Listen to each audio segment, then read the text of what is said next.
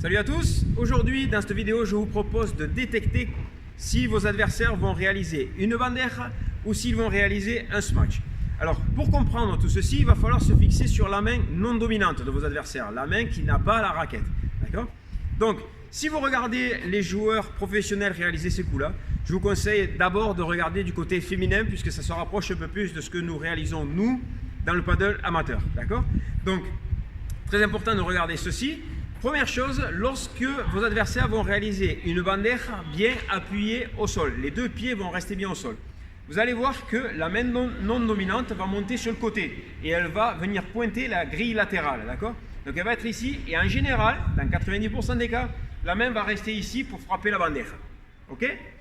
Deuxième chose, le joueur ne va pas pouvoir frapper la bandeja avec les deux pieds sur le sol. Il va devoir sauter, c'est-à-dire réaliser une bandeja en suspension.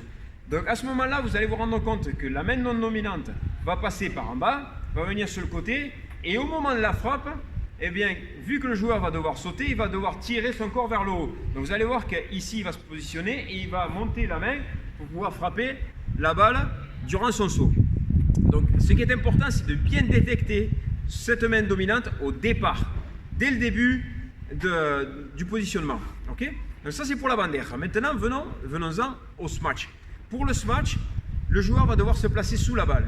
Et donc, cette main non dominante va devoir pointer la balle très vite.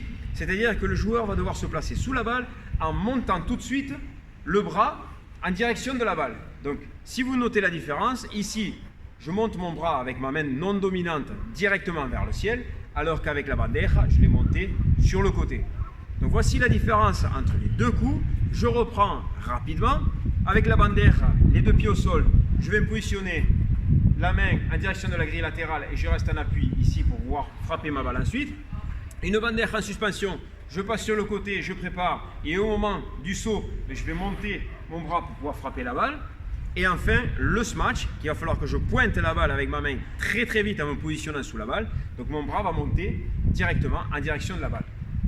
Donc voici comment détecter si votre joueur adversaire va réaliser une bandeja ou va réaliser un smash.